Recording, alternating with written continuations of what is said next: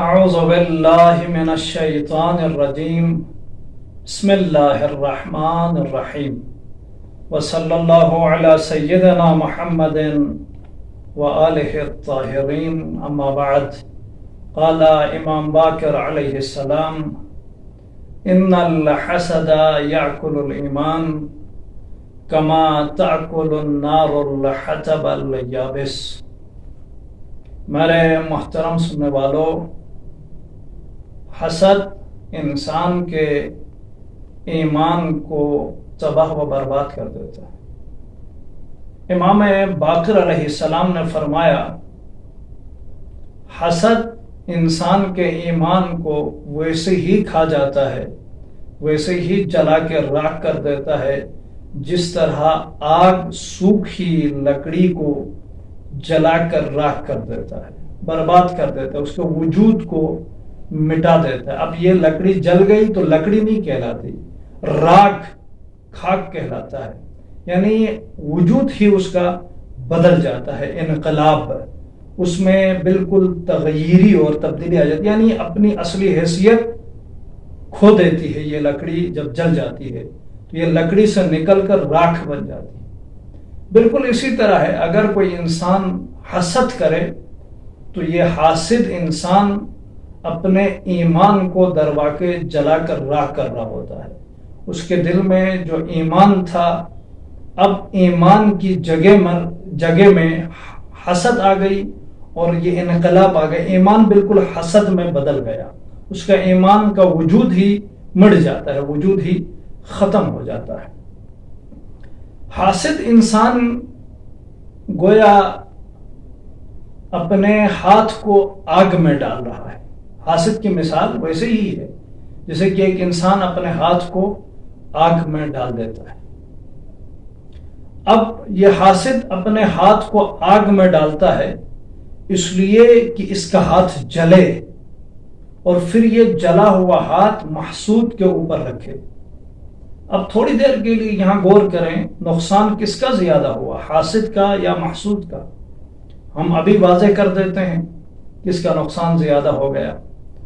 حاسد نے اپنا ہاتھ ڈائریکٹ آگ پر ڈالا ہے اور پھر اس نے ہاتھ جلایا ہے، پھر اس نے ہاتھ کو آگ سے کھینچا اور محسود کے اوپر رکھا۔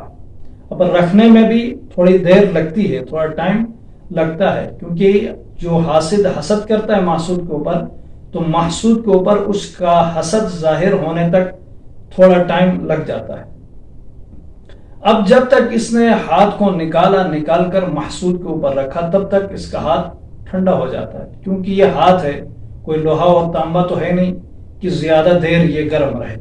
اب اس نے محسود کے اوپر اپنا ہاتھ رکھا تو اس کا ہاتھ معمولی ممکن ہے گرم ہو، تو محسود کو محسوس ہو جائے گا کہ گرم ہاتھ میرے اوپر رکھا ہے، محسود جل نہیں جائے گا اس کے جلے ہوئے ہاتھ کی وجہ سے۔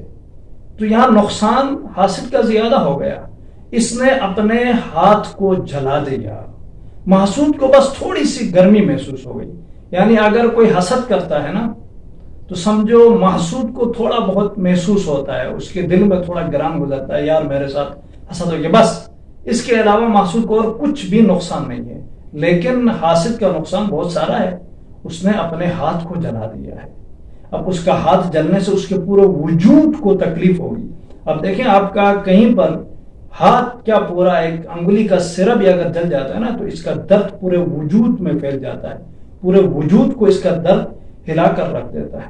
تو بس حسد کرنے والا انسان خود اپنے آپ کو زیادہ تکلیف دیتا ہے، 100 درجہ تکلیف خود کو ہوتی ہے، تب کہیں جا کر محسود کو 1 درجہ تکلیف ملتی ہے، وہ بھی محسوس کرتا ہے، وہ اپنے دل ہی دل محسوس کرتا ہے، یار میرے ساتھ حسد ہو گیا۔ عزیزان گرامی قدر، حسد یعنی آگ، ایمان خشک لکڑی ہے۔ جیسے ہی آپ آگ پر لکڑی کو ڈال دیں گے، خشک لکڑی کو، وہ فوراً آگ پکڑ لے گی اور جل کر راکھ ہو جائے گی۔ جس دل میں حسد ہوگی اس دل میں ایمان نہیں ٹکے گی، اس دل میں اگر ایمان آ بھی گئی تو زیادہ دیر نہیں رکے گی، وہ جل کر راکھ ہو جائے گی، ایمان ختم ہو جائے گی۔ یا اس کا برعکس لے لیں، اگر کسی کے دل میں ایمان ہے، اب وہ حسد کرنے لگا، حسد آ گئی، تو پھر یہ حسد آگ ہے اور ایمان لکڑی ہے، اسے جلا کر راکھ کر دیتی ہے۔ ایمان اور حسد ایک ہی دن میں جمع ہو ہی نہیں سکتے۔ یہی وجہ ہے کہ رسول اللہ نے فرمایا لا یجتمع الحسد والایمان فی قلب امرئ، حسد اور ایمان دونوں ایک ساتھ ایک دل میں جمع نہیں ہو سکتے ہیں۔ عزیزان گرامی قدر، حسد سب سے بڑی روحی، قلبی، باطنی اور درونی بیماری ہے۔ یہ انسان کے ایمان کو جلا کر راکھ کر دیتی ہے۔ حسد اور ایمان ایک دوسرے کے ضد ہیں، یہ دونوں ایک ساتھ جمع ہو ہی نہیں سکتے، فرمان مصطفیٰ صلی اللہ علیہ وآلہ وسلم کے تحت۔ بس معلوم یہ ہوا اگر کوئی انسان حسد کرتا ہے، حاسد ہے، تو پھر سمجھ لینا اس کے دل میں ایمان نہیں ہے۔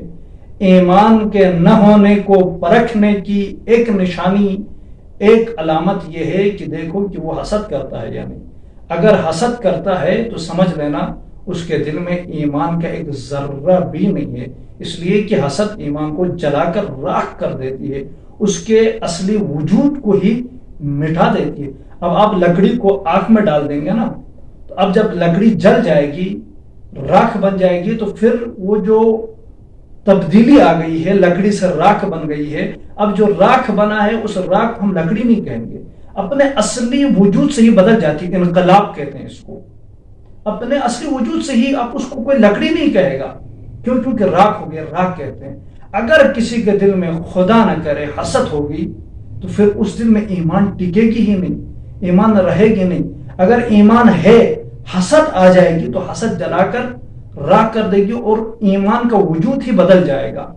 اب وہ ایمان کا وجود حسد کا وجود بن جائے گا۔